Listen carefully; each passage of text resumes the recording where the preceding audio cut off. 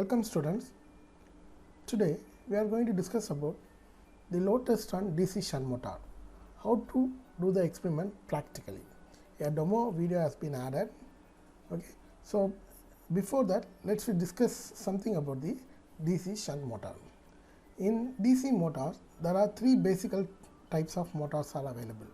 One is shunt motor, another one is series motor, and another one is compound motor. According to the connection of field winding, the shunt motors are classified. So this is the field winding. So how the field winding has been connected? The corresponding, this represents the motor as well as the armature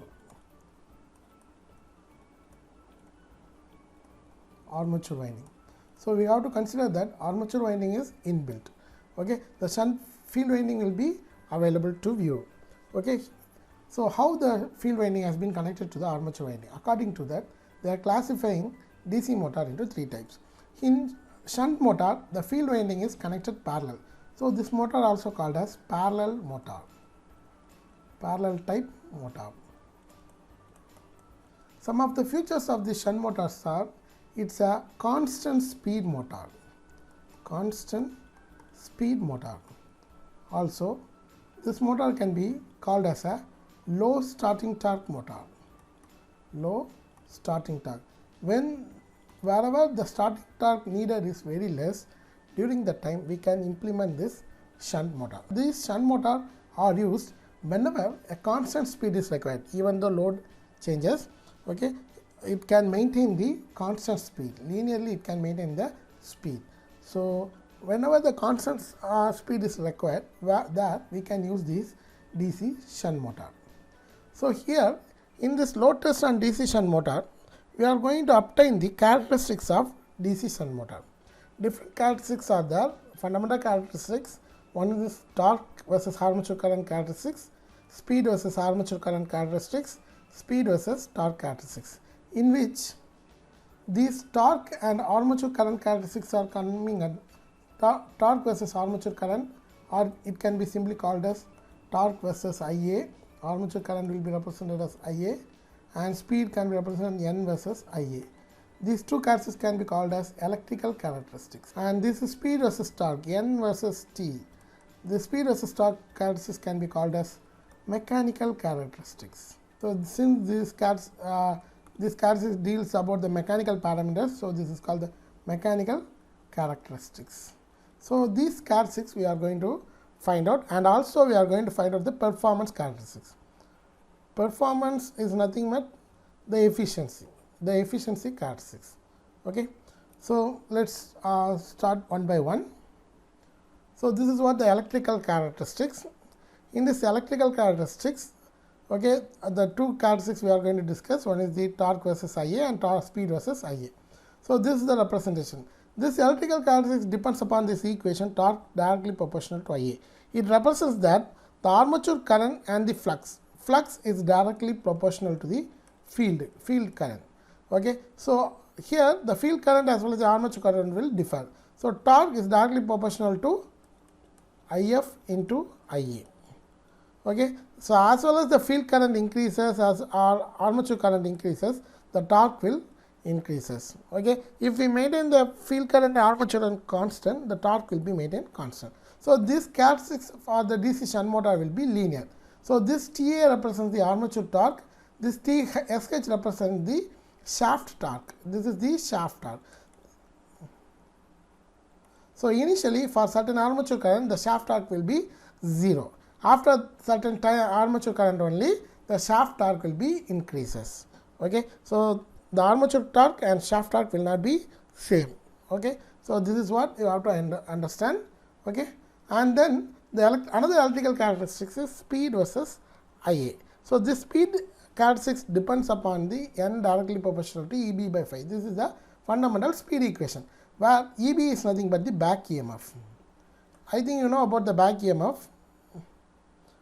In theoretical part, you may know about this back EMF, or I will upload a separate video regarding this back EMF. What are the significance of back EMF we will discuss.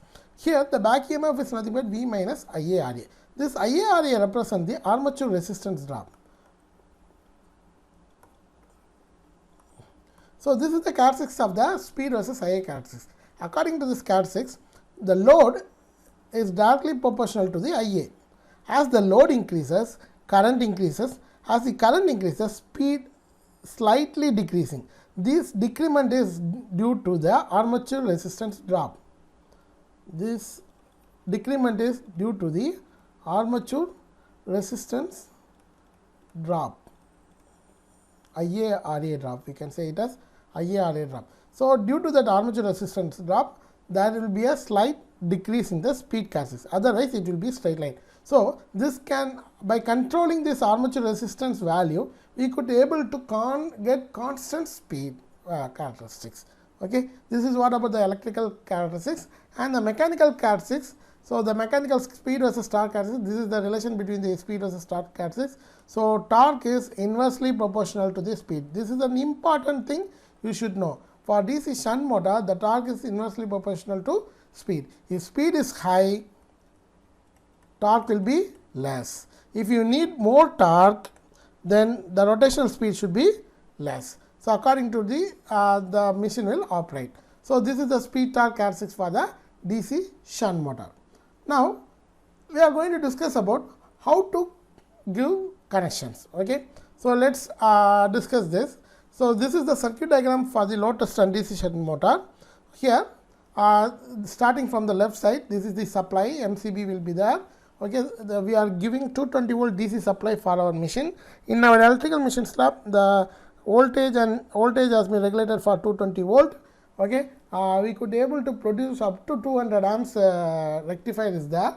Okay, so we could able to produce up to 200 amps, but we are not going to give 200 amps directly. Okay, according to the load only it will draw. Here the supply is 220 volt and there has been a switch. So this is a DPST. DPST is nothing but double pole single throw switch. Double pole single throw switch. So there are different types of switches are available: SPST, DPST, TPST, DPDT, SPDT. Okay, different TPDT. Okay, different switch configurations are available, and then the fuse. So this is what the symbol of the fuse. Normally the fuse is represented by the sinusoidal wave. Okay, how to calculate the fuse? Fuse calculation will be, fuse value will be equal to 120% of the rated current. 120% of rated current. So from the machine parameters, we have to identify the rated current value, and from the rated current value, okay, so 120% can be fixed for the fuse rating of the motor, okay, for this circuit. Okay, so this is why how we can fix the fuse rating, 120% of the rated current. And then we have connected a ammeter. So this should be plus and this should be minus. So in DC, polarity is very important. Okay, if you reverse the polarity, definitely the device will be damaged. Okay, so polarity is very important in DC, but in case of AC that is not necessary. Okay, but in case of DC, the polarity is very much important. Okay, so we have connected an ammeter. Normally ammeter always connected in series. Okay, so you have to understand, ammeter always connected in series.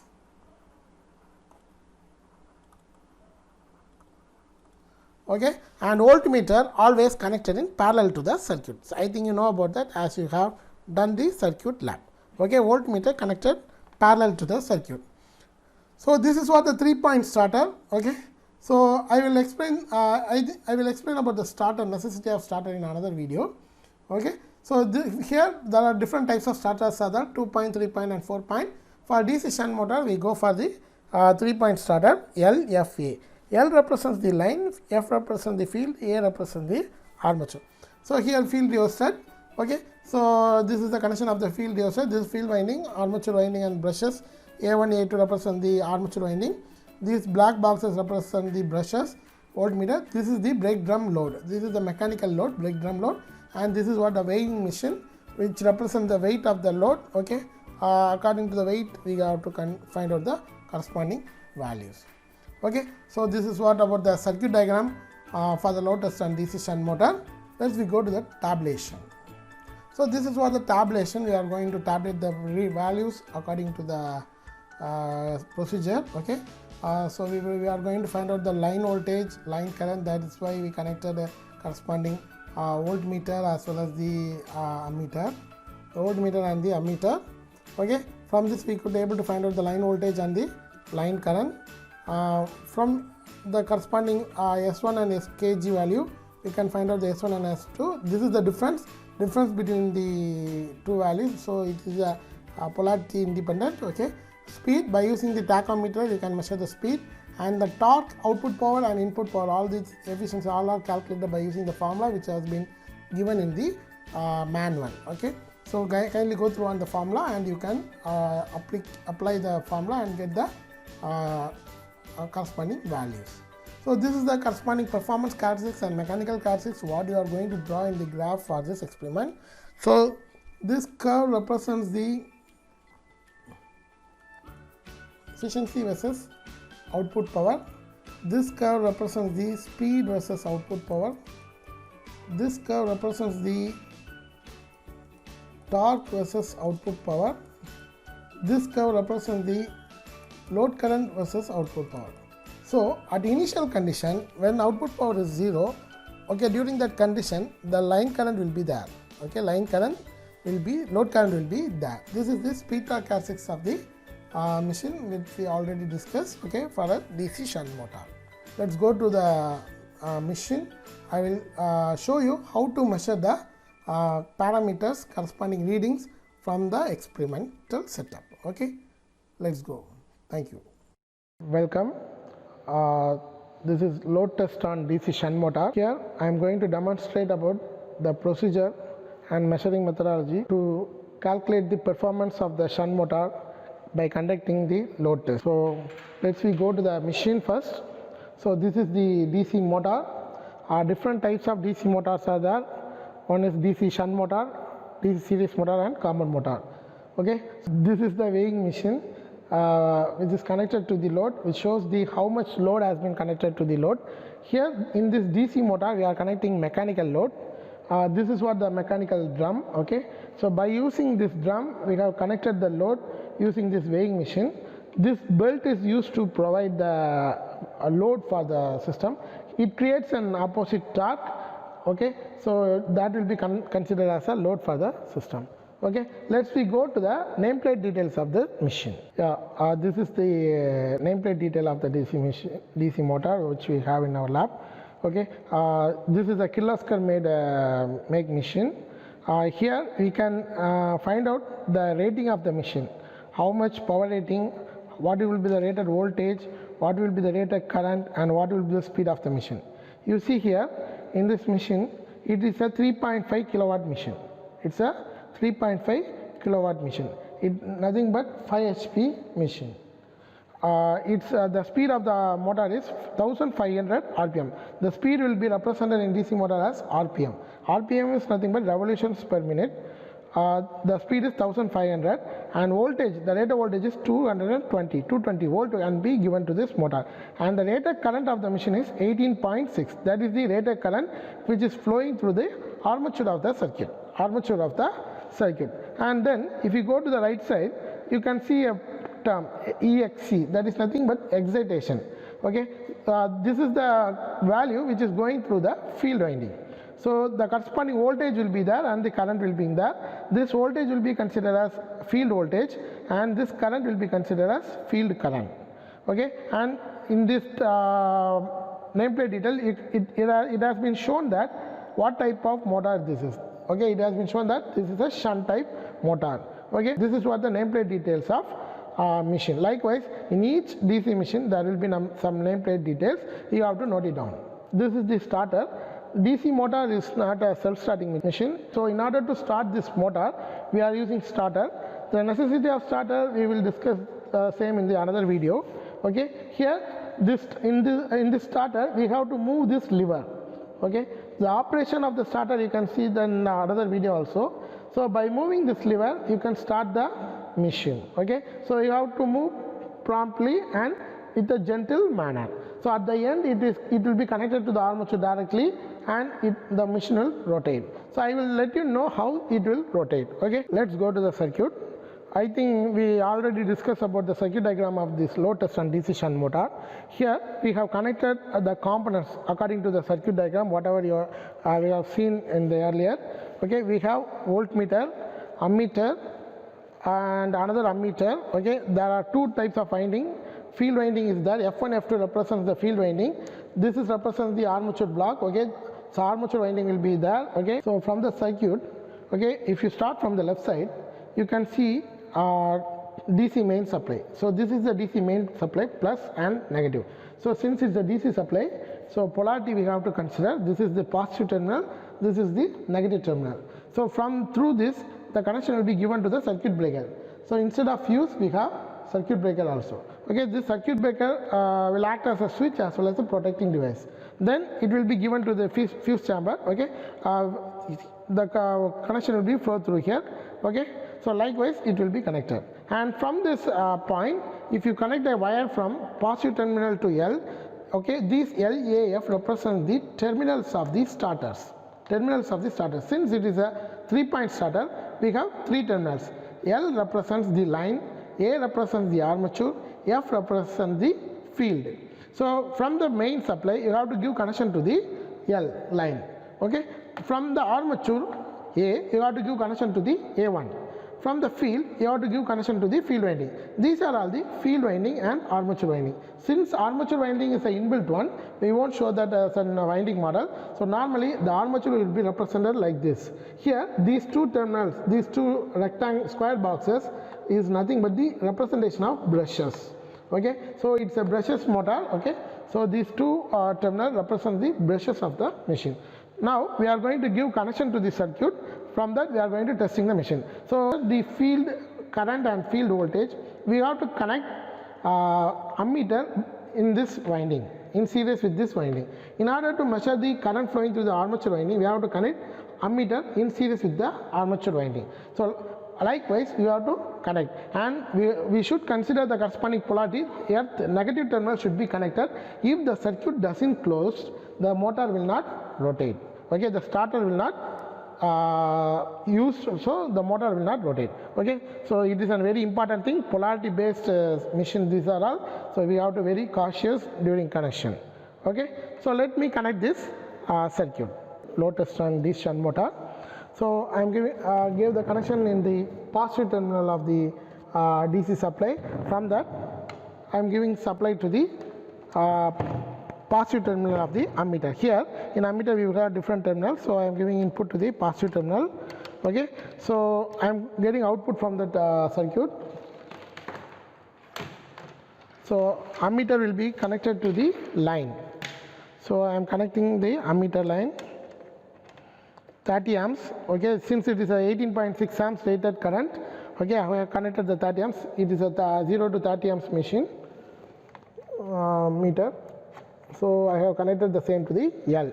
Okay, I am going to give connection to the voltmeter. Okay, normally the voltmeter connected in parallel with the supply. So instead of giving it to the supply, I am going to give it to the positive terminal of the ammeter. So here see, I am going to give the voltmeter connection to the positive terminal. Since the positive terminal is connected to the line, so all are connected seriously. Okay. So from here it will connect it to the positive line, okay, DC supply, okay, so that it won't be a problem. Then the negative of the voltmeter has to be connected to the ground. So I am going to take another wire. Okay, so here we have different voltage. It's as we see as per the nameplate detail, this motor rating is 220 volt. So I am going to connect 300 because there are two version is there. One is the 300, another one is the 150. So we can't connect directly to the 150 volt. So I am going to connect the 300 volt. So I am connected the same with the negative terminal of the power supply. So voltmeter connection has been completed. This is the input for the starter. From the starter there are two terminals. One is A, another one is field. So from A I am directly giving connection to the A1. That is nothing but the terminal of the armature winding A1. So A to A1. So I am giving connection like this. So how to make it tight, okay? Otherwise, loose connection will create spark, okay? So loose connections should not be there, okay? Then I am going to connect the field. If you see the circuit diagram, the field, in the field there will be a component called rheostat. This is called the rheostat. So there are different ranges available. You have to calculate which type of rheostat has to be applicable for which motor, okay? So there is a calculation from the fundamental Ohm's law calculation. We can calculate the rheostat. There will be 3 terminals. There are different types of rheostats are available. This is a single tube rheostat. There are some more double tube rheostat also available. Here in the single tube rheostat we have 3 terminals. These are all the constant terminal, fixed terminals. This is the moving terminal. Here this part can be movable. We can move that part. Here the carbon has been connected to the corresponding winding, so the current will be drawn from that corresponding winding to the through the carbon to this terminal. So this terminal will be called as the moving terminal. This terminal are called as fixed terminal. So here we have 3 fixed terminals. We are going to utilize any 2 terminals, okay? So normally the field rheostat in shunt motor, okay, initial current given to the shunt motor will be maximum. So the field resistance, field rheostat value will be minimum for the DC shunt motor. So in order to maintain the minimum, what I am going to do is I am going to give connection from the field. So in field connection I am going to give connection from the F to the F1, okay, F1. From F2 I am going to connect the rheostat to the F2. Okay, here in rheostat we have 3 terminals, 2 fixed terminals, 1 movable terminal. So I am giving input to the one of the input to the fixed terminal. I am getting output from the movable terminal, and this output will be given to the corresponding ammeter. When you see the circuit diagram you can view that, and the ammeter output will be given to the grounder. Here I am going to connect the field with the ammeter with the armature A2, and that armature will be connected to the negative terminal of the power supply. So all the circuit are grounded. When you see the circuit diagram, okay, the ammeter 0 to 2 amps ammeter, and then voltmeter negative terminal, and the motor armature terminal A2 has to be grounded. So here everything is grounded. This is what the methodology to give connection for the corresponding load test on DC shunt motor. Okay, after giving connection we have to check some of the components. We have to check the position of the rheostat, where the position is. If the movable contact is in line with the input side, then it will be a minimum resistance position. If it is in the output side, means that will be a maximum resistance position. Okay, so normally for DC shunt motor the input should be in the minimum resistance position. So I am connected, I am making the movable contact in line with the input side. So I gave input here, so I have connected the moving contact in line with that input side. Then we have to check the fuse. If you open the fuse carrier, you can check the fuse. If there is any fuse, you have to check, and then properly connect it. Okay, check both the terminals, okay, because in DC you should have both positive and negative fuses. Then check the starter. What is the position of the starter? See here the starter had 2 positions. One is the left hand, another one is right hand. Right hand will happen during the running condition. So if the starter in the right side, you should not start the machine. If you start the machine, definitely the fuse will blown. So to avoid this, you have to check which position is the starter handling. If the position is likewise here, okay, then we can start the machine. Now I am going to start the machine. Please clearly see. First I am going to switch on the AC supply. Okay. Okay. So I am going to start the motor. Okay. Let's check the connection. Okay. I switch on the MCB. Okay. Circuit breaker. So the connection has been given. If you see the voltmeter, okay, the voltmeter will show some reading. Okay. It will show the rated value as we have connected to the main supply. It will show the rated. Now I am going to start the motor. Okay, so otherwise everything will show 0 readings. Okay, so while starting the motor, what I am going to do is just gently I am moving. see the motor starts to rotate. Okay, so I am gently moving the starter one by one, and when I reach the point, a magnetic locking will occur. Okay, so the starter will maintain at the same position. Okay, here see the motor will start to rotate. You have to ensure that the initial load is 0 in both the weighing cage, and then what we have to do, we have to measure the speed. Okay, so in order to set the speed, what we have to do, this is what the tachometer. This tachometer is used to measure the speed of the motor. So how to measure the speed of the motor, you can view that in the another video. Let me show here. Here I am going to connect the tachometer in the shaft of the motor, and while pressing it, I am measuring the speed. So it shows that some speed 1400. Now I am going to vary the speed. Okay, now I am going to change the rheostat value. I have to set the rated speed as 1500. So I am changing the rheostat value.